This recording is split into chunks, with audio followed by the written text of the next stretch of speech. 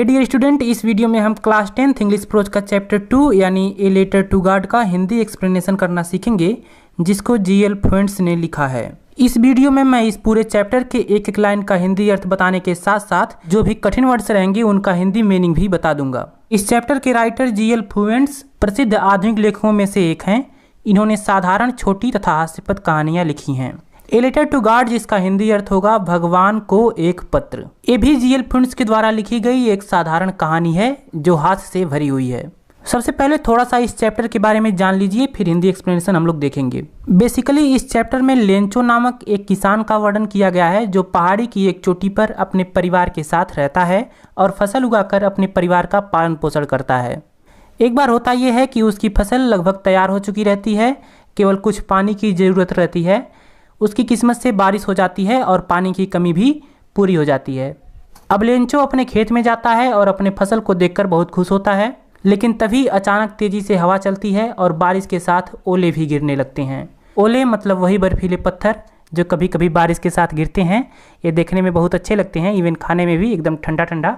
मैं बचपन में खूब इकट्ठा करता था जब भी कभी बारिश के साथ ओले गिरते थे, तो शायद आप भी किए होंगे। नीचे कमेंट करके मुझे ज़रूर बताइएगा। अब लेंचो की सारी खुशी दुख में बदल जाती है, क्योंकि ओले गिरने से लेंचो का पूरा फसल बर्बाद हो जाता है। वहाँ लेंचो का सहायता करने वाला भी कोई नहीं रहता है।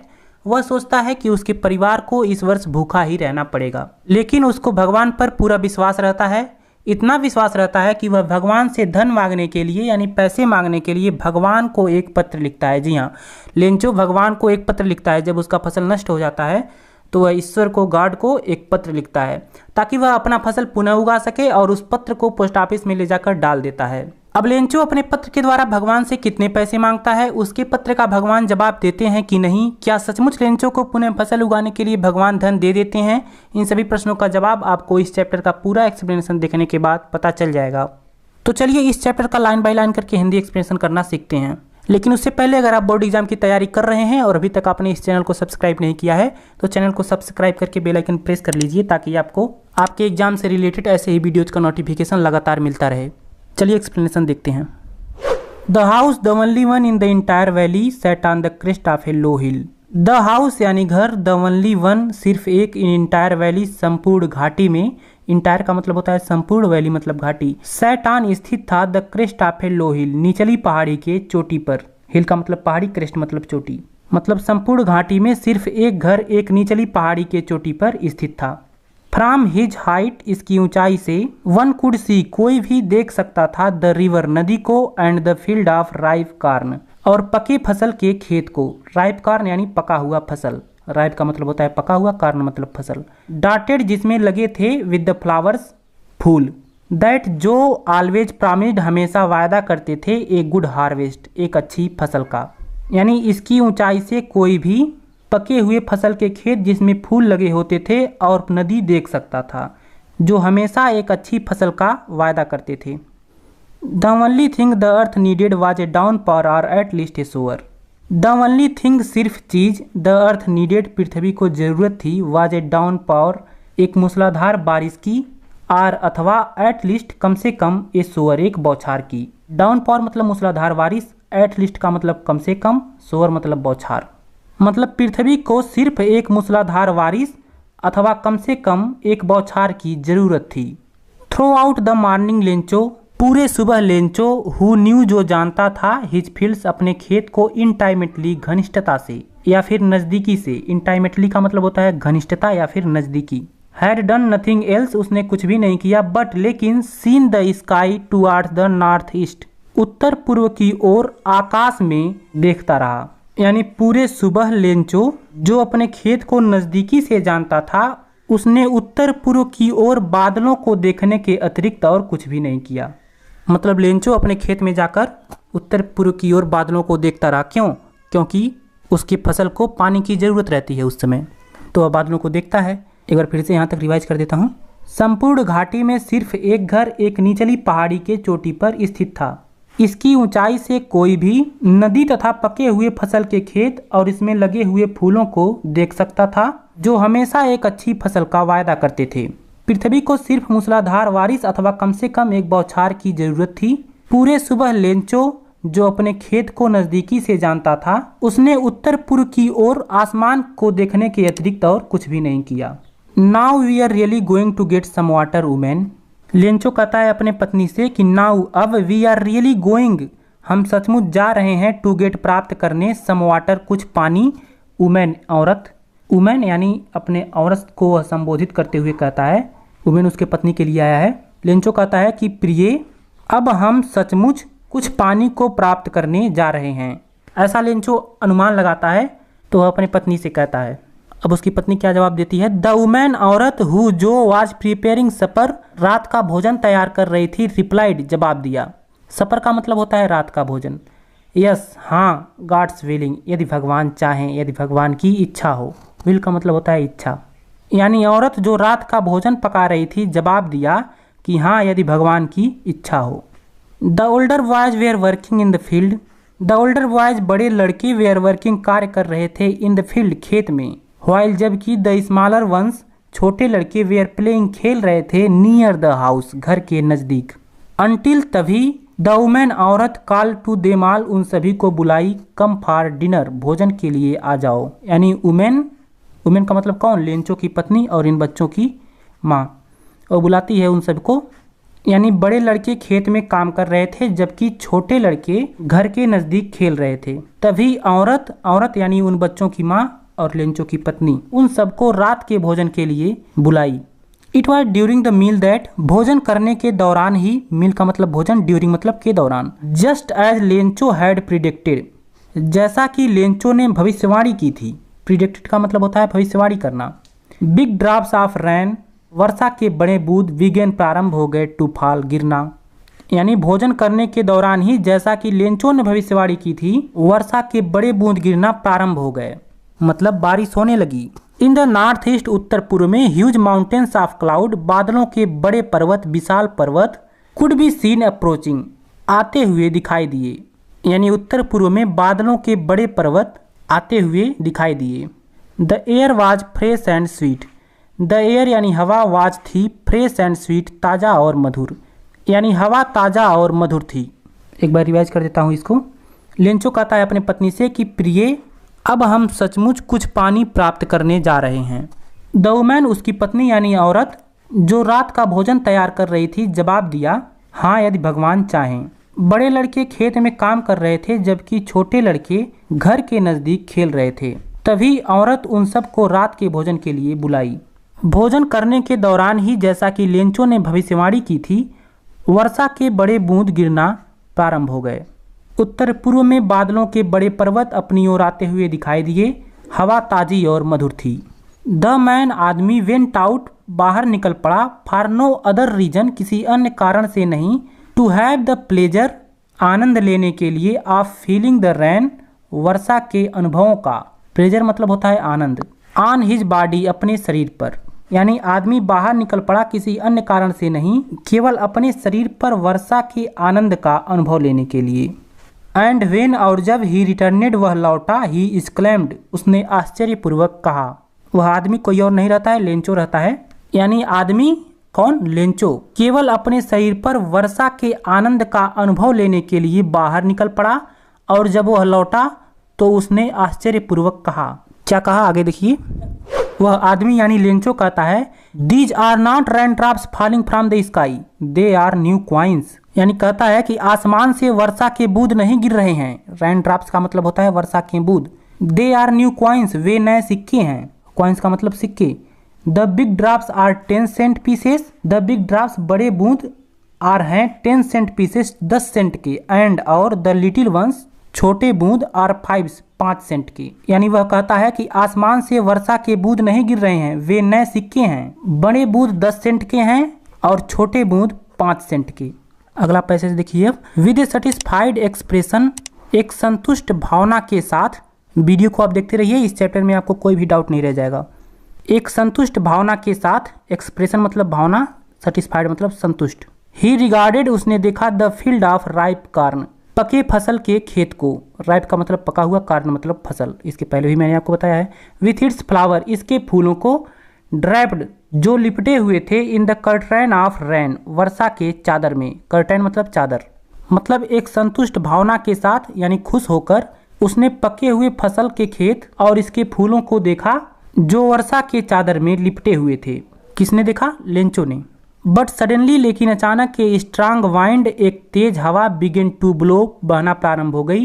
And along with the rain, और बारिश के साथ, वेरी लार्ज हेलस्टोन, बहुत बड़े ओले, बिगिन टू फॉल, गिरना प्रारंभ हो गए। हेलस्टोन का मतलब ओले, लार्ज का मतलब बड़ा। यानी अचानक तेज हवा चलना प्रारंभ हो गई और वर्षा के साथ बहुत बड़े ओले गिरना प्रारंभ हो गए। मतलब उस बारिश के बाद तेज हवा चलती है और फिर बारिश के साथ ओले भी गिरने लगती हैं। These truly did resemble new silver coin, these ये सब ट्रूली सचमुच रिसेंबल प्रतीत हो रहे थे न्यू सिल्वर क्वाइन, नए चांदी के सिक्के की तरह। मतलब राइटर लिखते हैं कि ये सब सचमुच नए चांदी के सिक्के की तरह प्रतीत हो रहे थे। रिसेंबल का मतलब होता है प्रतीत होना, सिल्वर क्वाइंस चांदी के सिक्के। कौन प्रतीत हो रहे थे? ओले।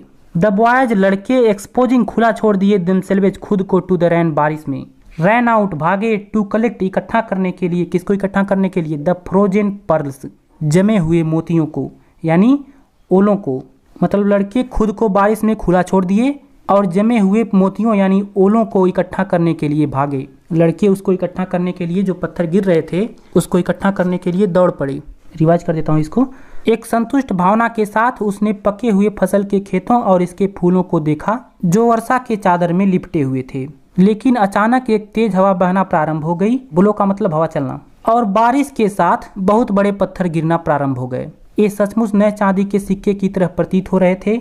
बच्चे खुद को बारिश में खुला छोड़ दिए और जमे हुए मोतियों यानी ओले को इकट्ठा करने के लिए भागे। It's really getting bad now, अब यह सचमुच बुरा हो रहा है। एक्सक्लेम्ड द मैन, आदमी ने आश्चर्यपूर्वक कहा। आई होप, मैं आशा करता हूँ, इट पासेस क्विकली, यह जल्दी ही बीत जाएगा, यह जल्दी ही समाप्त हो जाएगा। क्विकली मतलब जल्दी ही, तेजी से। यानी आदमी ने आश्चर्यपूर्वक कहा। आदमी कौन? लेंचो ने। उसने आश्चर्यपूर्वक कहा, अब यह सचमुच बुरा हो रहा है, मैं आशा करता हूँ यह जल्दी समाप्त हो जाएगा। राइटर लिखते हैं it did not passes quickly, यह जल्दी समाप्त नहीं हुआ। फॉर एन हावर, 1 घंटे तक। द हेल रैंड, ओले बरसे। ऑन द हाउस, घर पर। द गार्डन, बागीचे में। द हिल साइड, पहाड़ी के किनारे। द कॉर्न फील्ड, फसल के खेत में। ऑन द होल वैली, और संपूर्ण घाटी पर। यानी राइटर लिखते हैं यह जल्दी समाप्त नहीं हुआ। क्या? ओले गिरना जल्दी समाप्त नहीं हुए। 1 घंटे तक ओले घर पर, बागीचे में, पहाड़ी के किनारे, फसल के खेत में और संपूर्ण घाटी पर गिरते रहे, बरसते रहे। द फील्ड वाज वाइट, खेत सफेद हो गया था। एज इफ, जैसा कि। कवर्ड विथ साल्ट, नमक से ढक गया हो। साल्ट का मतलब नमक, कवर्ड मतलब ढका हुआ। यानी खेत सफेद हो गया था जैसे नमक से ढक गया हो। यानी ओले गिरने से इतने ओले गिरे थे कि खेत सफेद हो गया था। ऐसा लग रहा था जैसे खेत साल्ट यानी नमक से ढक गया हो। Not a leaf remained on the trees, not a leaf remained, एक भी पत्ते नहीं बचे थे। रिमेंड का मतलब होता है बचे रहना, लीफ का मतलब पत्ते। ऑन द ट्रीज, पेड़ों पर, यानी पेड़ों पर एक भी पत्ते नहीं बचे हुए थे। The corn was totally destroyed, फसल संपूर्णतया नष्ट हो गई थी। टोटली मतलब संपूर्ण रूप से, डिस्ट्रॉयड मतलब नष्ट हो जाना। द फ्लावर्स, फूल, वेयर गॉन, चले गए थे। फ्रॉम द प्लांट्स, पौधों से, यानी पौधे से फूल चले गए थे मतलब गिर गए थे। लेंचो साल, लेंचो की आत्मा, सोल मतलब आत्मा। वाज फील्ड, भर गई थी। विथ सैडनेस, दुख से, लेंचो की आत्मा दुख से भर गई थी। व्हेन, जब। द स्टार्म हैड पास्ड, आंधी बीत गई, आंधी समाप्त हो गई। स्टार्म मतलब आंधी। ही स्टूड, वह खड़ा हो गया। इन the middle of the field, खेत के बीच में। एंड सैड, और कहा टू हिज सन्स, अपने पुत्रों से। मतलब जब आंधी समाप्त हो गई तो वह खेत के बीच में खड़ा हो गया और अपने पुत्रों से कहा। क्या कहता है? नीचे दिया गया है, लेकिन उससे पहले इसको रिवाइज कर देता हूँ पहले, ताकि आपको एकदम कंठस्थ हो जाए। राइटर लिखते हैं कि यह तेजी से नहीं समाप्त हुआ। 1 घंटे तक ओले घर पर, बागीचे में, पहाड़ी के किनारे पर, फसल के खेत में और संपूर्ण घाटी पर गिरते रहे। खेत सफेद हो गया था जैसे नमक से ढक गया हो। वृक्षों पर एक भी पत्ते नहीं बचे हुए थे। फसल पूर्णतया नष्ट हो गई थी। पौधों से फूल गिर गए थे, पौधों से फूल चले गए थे। लेंचो की आत्मा दुख से भर गई थी। जब आंधी बीत गई, जब आंधी समाप्त हो गई, वह अपने खेत के मध्य में खड़ा हो गया और अपने पुत्रों से कहा। क्या कहता है अब देखिए आगे। लेंचो कहता है a plague of locust would have left more than this, यानी ए प्लेग ऑफ लोकस्ट, टिड्डियों का आक्रमण या फिर टिड्डियों का समूह, would have left more than this, इससे अधिक छोड़ जाता है। यानी टिड्डियों का आक्रमण भी इससे अधिक छोड़ जाता है। लोकस्ट का मतलब होता है टिड्डा। द हेल, ओले ने, हैज लेफ्ट नथिंग, कुछ भी नहीं छोड़ा। दिस ईयर, इस वर्ष, we will have no corn, हमारे पास कोई भी अनाज नहीं रहेगा। यानी लेंचो अपने पुत्रों से कहा कि टिड्डियों का आक्रमण भी इससे अधिक छोड़ जाता है। इस ओले ने तो कुछ भी नहीं छोड़ा। इस वर्ष हमारे पास कोई भी अनाज नहीं रहेगा। दैट नाइट, वह रात, वाज ए सारोफुल वन, एक दुख भरी रात थी। यानी राइटर बताते हैं कि लेंचो के लिए वह रात एक दुख भरी रात थी। All our work for nothing, हमारे काम के लिए, हमारे कार्य के लिए हमें कुछ भी नहीं मिला। There's no one who can help us, there's no one, यहाँ कोई भी नहीं है, हु जो कैन हेल्प अस, हमारी सहायता कर सके। We will all go hungry this year, हम सबको इस वर्ष भूखा ही रहना पड़ेगा। यानी लेंचो कहता है कि हमें हमारे कार्य के लिए कुछ भी नहीं मिला, यहाँ कोई भी नहीं है जो हमारी सहायता कर सके, इस वर्ष हमें भूखा ही रहना पड़ेगा। बट लेकिन in the hearts of all, उन सभी के हृदयों में, हु जो लिव्ड रहते थे इन दैट सॉलिटरी हाउस, उस अकेले घर में, उस सुनसान घर में, उस एकांत घर में। सॉलिटरी का मतलब होता है सुनसान, अकेला या फिर एकांत। In the middle of the valley, घाटी के मध्य में। There was a single hope, केवल एक आशा थी, हेल्प फ्रॉम गॉड, भगवान से सहायता की। यानी उन सभी के हृदयों में जो घाटी के मध्य में अकेले घर में रहते थे, उन्हें सिर्फ एक आशा थी, भगवान से सहायता की। मतलब उन सबको, अब लेंचो को और उसके परिवार को किसका आशा रहता है? केवल भगवान से सहायता की, क्योंकि वहाँ पर उनका सहायता करने वाला भी कोई नहीं रहता है। डोंट बी सो अपसेट, इतने दुखी मत हो। अपसेट का मतलब दुखी। इवन दो, यद्यपि, दिस सीम्स, यह प्रतीत होता है, लाइक ए टोटल लॉस, एक संपूर्ण हानि की तरह। मतलब इतने दुखी मत हो, यद्यपि यह संपूर्ण हानि की तरह प्रतीत होता है। रिमेंबर, याद रखो, नो वन, कोई भी नहीं, डाइज, मरता है, ऑफ हंगर, भूख से। मतलब याद रखो, कोई भी भूख से नहीं मरता है। यानी लेंचो अपने परिवार को समझाते हुए कहता है कि दुखी मत हो, यद्यपि यह संपूर्ण हानि की तरह प्रतीत होता है, याद रखो, कोई भी भूख से नहीं मरता है। दैट्स वाट, इस प्रकार, दे से, वे कहते हैं, no one dies of hunger, कोई भी भूख से नहीं मरता। मतलब इस प्रकार वे सब कहते हैं कि कोई भी भूख से नहीं मरता। ऑल थ्रू द नाइट, सारी रात। लेंचो थॉट, लेंचो सोचता रहा, only of his one hope, सिर्फ अपने एक आशा के बारे में, द हेल्प ऑफ गॉड, भगवान से सहायता की। हुज आइज, जिसकी आँखें, as he had been instructed, जैसे उसे रास्ता दिखा रही हों, सी एवरीथिंग, सब कुछ देखती थीं। इवन, यहाँ तक, what is deep in one's conscience, कि किसी के अंतरात्मा के, कंसियंस का मतलब अंतरात्मा, कि किसी के अंतरात्मा के डीप यानी गहराई में क्या है। यानी सारी रात लेंचो अपने एक आशा यानी भगवान से सहायता के बारे में सोचता रहा। उसकी आंखें जैसे उसे रास्ता दिखा रही हों, वह सब कुछ देखती थीं, यहाँ तक कि किसी के अंतरात्मा के गहराई में क्या है वो भी। Lencho was an ox of a man, Lencho आदमी होते हुए भी एक बैल था। ऑक्स का मतलब बैल। वर्किंग, जो कार्य करता था, लाइक एन एनिमल, एक पशु की तरह, इन द फील्ड्स, अपने खेतों में। बट स्टिल, लेकिन फिर भी, ही न्यू, वह जानता था, हाउ टू राइट, कैसे लिखा जाता है। यानी लेंचो जो आदमी होते हुए भी एक बैल था, वह अपने खेतों में पशुओं की तरह कार्य करता था, लेकिन फिर भी वह जानता था कि कैसे लिखा जाता है। मतलब वह किसान था, अपने खेतों में बैलों की तरह कार्य करता था, पशुओं की तरह कार्य करता था, लेकिन वह इतना जानता था कि लिखा कैसे जाता है। द फॉलोइंग संडे, अगले रविवार, एट डे ब्रेक, प्रातःकाल, डे ब्रेक यानी सवेरा या प्रातःकाल, ही बिगेन, उसने प्रारंभ कर दिया, टू राइट लेटर, पत्र लिखना, विच, जिसे ही हिमसेल्फ वुड कैरी, वह स्वयं ले जाकर, टू टाउन, शहर में, and place in the mail, डाक पेटी में डालेगा। यानी अगले रविवार प्रातःकाल उसने पत्र लिखना प्रारंभ कर दिया, जिसे वह स्वयं शहर ले जाकर मेल में यानी डाक पेटी में डालेगा। It was nothing less than a letter to God, मतलब यह भगवान को एक पत्र से कुछ भी कम नहीं था। यानी जो वह पत्र लिखा था लेंचो, वह पत्र किसे लिखा था? भगवान को पत्र लिखा था। क्या लिखता है अपने पत्र में, आगे देखिए। गॉड, भगवान, ही रोट, उसने लिखा। यानी उसने लिखा, किसने? लेंचो ने। क्या लिखा? भगवान। If you don't help me, यदि आप मेरी सहायता नहीं करते हैं, माई फैमिली, मेरा परिवार, एंड आई, और मैं, will go hungry this year, इस वर्ष भूखे रह जाएंगे। यानी उसने लिखा कि भगवान, यदि आप मेरी सहायता नहीं करते हैं तो मैं और मेरा परिवार इस वर्ष भूखे रह जाएंगे।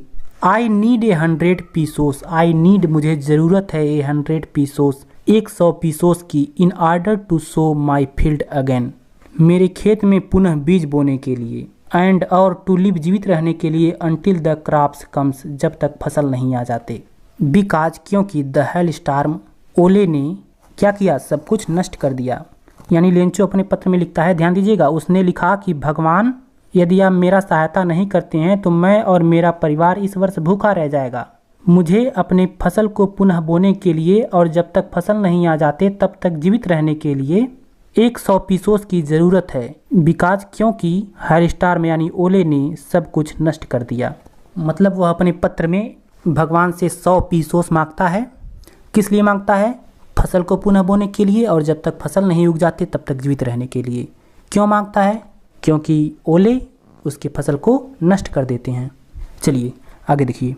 ही रोट, उसने लिखा, टू गॉड, भगवान को, ऑन द एनवलप, लिफाफे पर। यानी वह लिफाफे के ऊपर टू गॉड यानी भगवान को लिखा जाता है ना पत्र पे, जिसके पास भेजना होता है टू लगाकर उसका नाम, तो वहाँ पे उसने लिख दिया टू गॉड यानी भगवान को, ऑन द एनवलप, किस पे? लिफाफे पर। पुट द लेटर इनसाइड, और इसके अंदर पत्र को रख दिया। इनसाइड का मतलब अंदर। एंड और स्टिल ट्रबल्ड, बहुत कष्ट से, वेंट, गया, टू टाउन, शहर में। यानी उसने लिफाफे के ऊपर टू गॉड यानी भगवान को लिखकर पत्र को इसके अंदर रख दिया और बहुत कष्ट से, बहुत परेशानी से वह शहर गया। At the post office, post office पर, पोस्ट ऑफिस मतलब डाकघर, यानी डाकघर पर, ही प्लेस्ड, उसने लगाया, ए स्टैम्प, एक टिकट, ऑन द लेटर, पत्र पर। एंड ड्राफ्ट इन, और डाल दिया, इनटू द मेल बॉक्स, डाक पेटी में। यानी डाकघर पर उसने पत्र पर एक टिकट लगाया, स्टैम्प का मतलब टिकट, प्लेस्ड का मतलब लगाना, और मेल बॉक्स में डाल दिया। मतलब वह पोस्ट ऑफिस जाकर उस पर एक टिकट लगाता है और अपने पत्र को मेल बॉक्स में यानी डाक पेटी में डाल देता है। वन ऑफ द एम्प्लॉइज, एक कर्मचारी, हु, जो, वाज ए पोस्टमैन, एक डाकिया था, पोस्टमैन का मतलब डाकिया। एंड आल्सो हेल्प्ड, और सहायता भी करता था, एट द पोस्ट ऑफिस, डाकघर पर।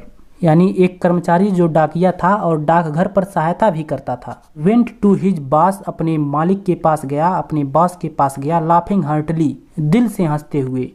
एंड शोड हिम, और उन्हें दिखाया, क्या दिखाया? द लेटर टू गॉड, यानी भगवान के नाम, पत्र को। यानी वह कर्मचारी जो डाकिया था और पोस्ट ऑफिस पर यानी डाकघर पर सहायता भी करता था, अपने बॉस के पास, अपने मालिक के पास दिल से हंसते हुए गया और उन्हें भगवान के नाम उस पत्र को दिखाया। यानी जो लेंचो पत्र लिखा रहता है उस पत्र को डाकिया लेता है और अपने बॉस के पास हंसते हुए जाता है और उसे भी दिखाता है। नेवर, कभी नहीं, इन हिज कैरियर, अपने सेवा काल में, एज ए पोस्टमैन, एक डाकिया के रूप में, ही नोन, वह जानता था, दैट एड्रेस, उस पते को। यानी डाकिये के रूप में अपने सेवा काल में कभी नहीं वह उस पते को जानता था। यानी जो डाकिया था अपने पूरे करियर में, अपने पूरे सेवा काल में वह इस पते को कभी नहीं देखा था और नहीं जानता था। द पोस्टमास्टर, डाक मालिक, ए फैट एमेबल फेलो, एक मोटा और हंसमुख व्यक्ति था। एमेबल मतलब हंसमुख। आल्सो ब्रोक आउट लाफिंग, वह भी जोर से हंसने लगा। मतलब डाक मालिक जो एक मोटा और हंसमुख व्यक्ति था वह भी जोर से हंसने लगा। क्यों? उस पत्र को देखकर। ऑलमोस्ट इमीडिएटली, लगभग तुरंत। ही टर्न्ड सीरियस, वह गंभीर हो गया, सीरियस मतलब गंभीर। एंड, और, tapping the letter on his desk, tapping थपथपाते हुए द लेटर, पत्र को, ऑन हिज डेस्क, अपने मेज पर, कमेंटेड, कहा। क्या कहा अभी देखते हैं, लेकिन पहले इसको रिवाइज कर देता हूँ। एक कर्मचारी जो एक डाकिया था और पोस्ट ऑफिस पर यानी डाकघर पर सहायता भी करता था, अपने मालिक के पास दिल से हंसते हुए गया और उन्हें भगवान के नाम इस पत्र को दिखाया। डाकिये के रूप में अपने पूरे सेवा काल में वह उस पते को कभी नहीं जानता था।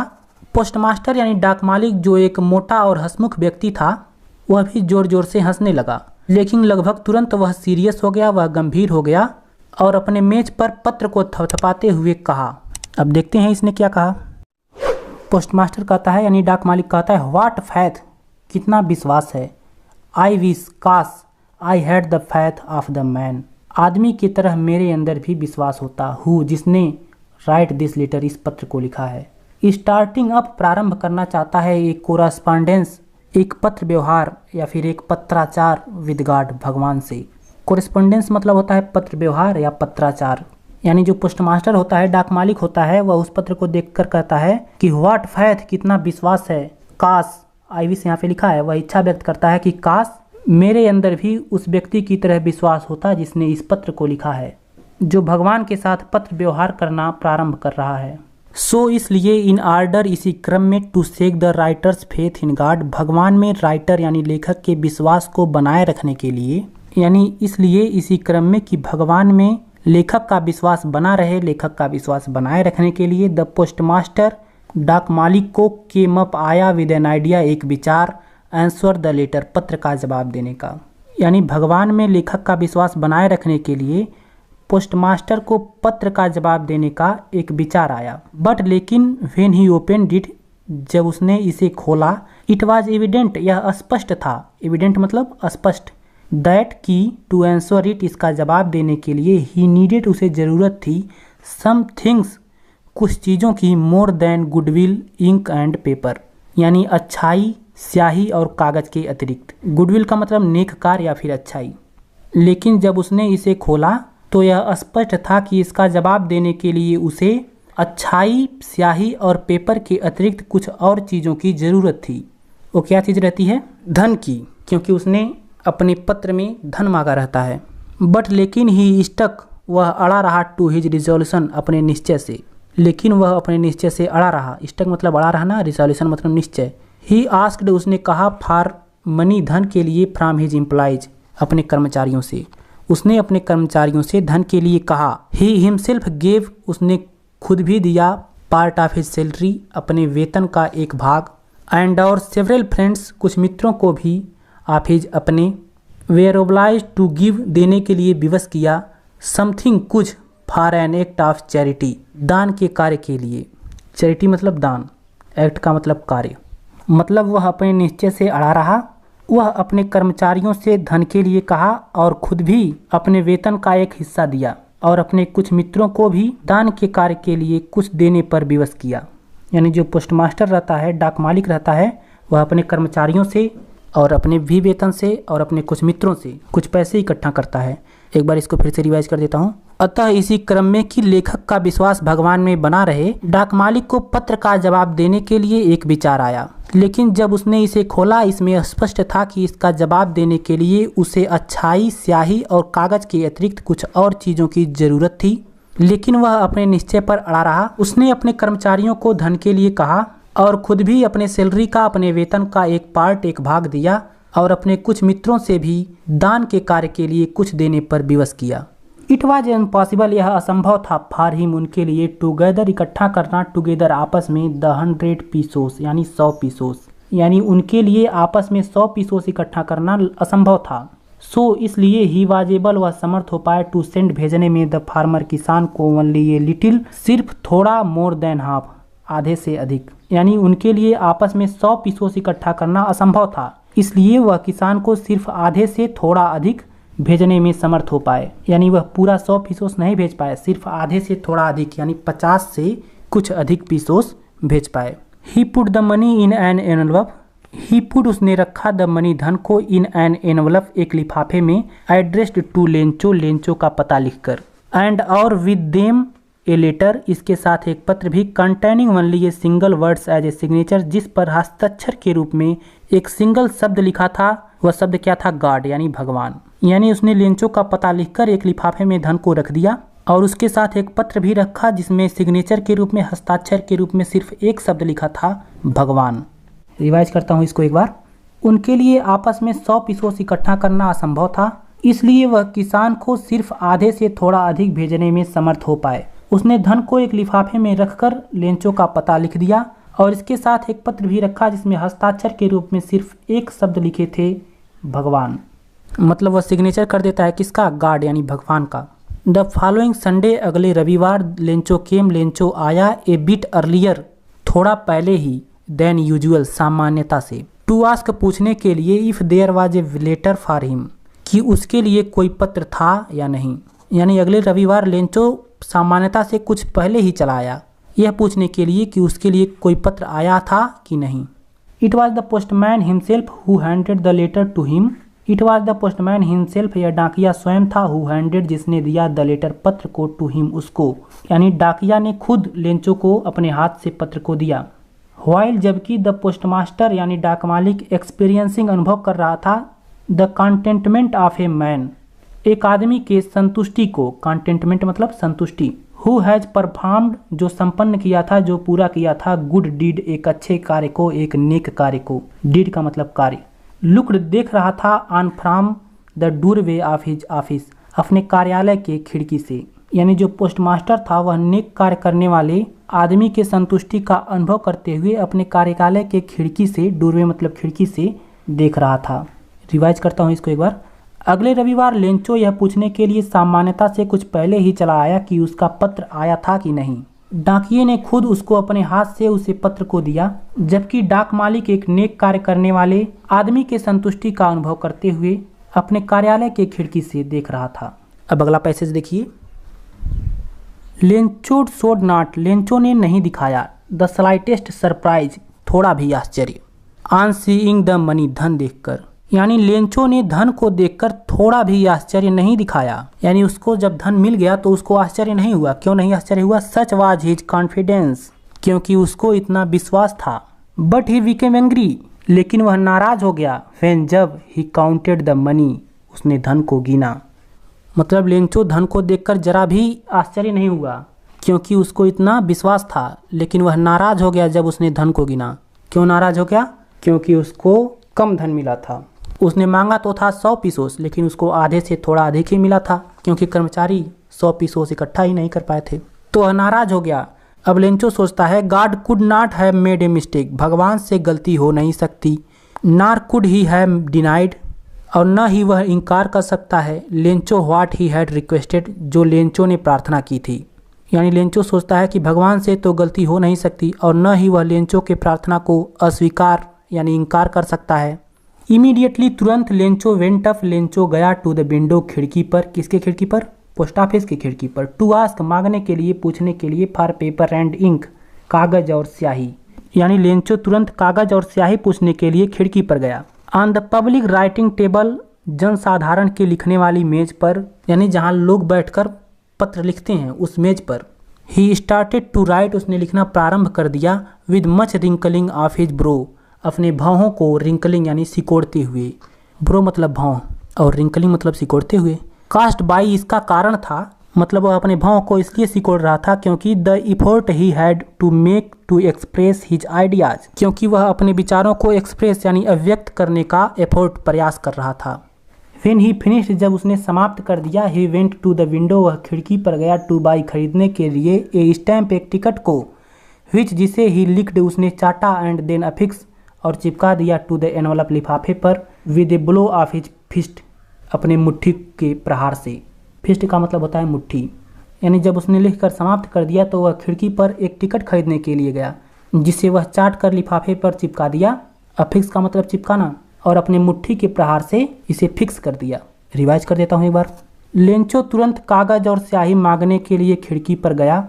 जनसाधारण को लिखने वाली मेज पर उसने अपने विचारों को व्यक्त करने के प्रयास में अपने भावों को सिकोड़ते हुए लिखना प्रारंभ कर दिया।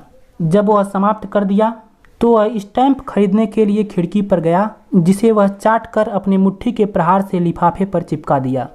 यानी पहले वह स्टैम्प चाटता है, उसके बाद लिफाफे पर रखकर उसको मुक्का मारकर चिपका देता है। The moment that the letter fell into the mail box, the moment क्षण या पल, दैट द लेटर जब पत्र को फेल डालता है, इनटू द मेल बॉक्स डाक पेटी में, यानी उस पल जब लेंचो अपने पत्र को डाक बॉक्स में डाक पेटी में डालता है। द पोस्टमास्टर, डाक मालिक, वेंट टू ओपन इट, इसे खोलने के लिए गया। मतलब जैसे ही उसने अपने पत्र को डाक पेटी में डाला, डाक मालिक इसे खोलने के लिए गया। इट सैड, इसमें लिखा गया था, इसमें कहा गया था। क्या लिखा था उसने? गॉड, भगवान, of the money that I asked, धन जो मैंने मांगे थे। ओनली 70 पीसोस रिस्ट मी, केवल 70 पीसोस मुझ तक पहुँचे हैं। सेंड मी द रेस्ट, बचा हुआ भी मुझे भेज दीजिए। यानी लेंचो अपने पत्र में लिखा रहता है कि भगवान जो धन मैंने मांगे थे केवल 70 पीसोस मुझ तक पहुँचे हैं, बचा हुआ भी मुझे भेज दीजिए। सिंस, चूँकि I need it very much, इसका मुझे बहुत अधिक ज़रूरत है।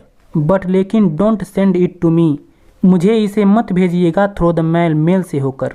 लिखता है लेकिन इसे मुझे मेल के द्वारा मत भेजिएगा। क्यों मत भेजिएगा भाई? बिकॉज, क्योंकि the post office employees, post office के कर्मचारी, are a bunch of crooks, एक बेईमान व्यक्तियों के समूह हैं। अपना सिग्नेचर कर देता है लेंचो। ध्यान दीजिएगा इसको। इसमें लेंचो अपने दोबारा पत्र में क्या लिखता है? लिखता है भगवान जो मैंने धन मांगे थे केवल 70 पीसोस मुझ तक पहुँचे हैं, बचा हुआ भी मुझे भेज दीजिए चूँकि इसका मुझे बहुत अधिक ज़रूरत है। लेकिन मुझे इसको मेल के द्वारा मत भेजिएगा, क्योंकि पोस्ट ऑफिस के एम्प्लॉयज़ यानी पोस्ट ऑफिस के कर्मचारी, डाकघर के कर्मचारी बेईमान व्यक्तियों के समूह हैं। क्रूस का मतलब बेईमान व्यक्ति, बंच मतलब समूह। फिर अपना नाम लिख देता है लेंचो। उनको बेईमान बना देता है भाई अंत में। तो इस तरह से आपका ये पार्ट समाप्त हो गया जिसको GL फ्लुएंट्स ने लिखा था। मैंने एक एक लाइन का अर्थ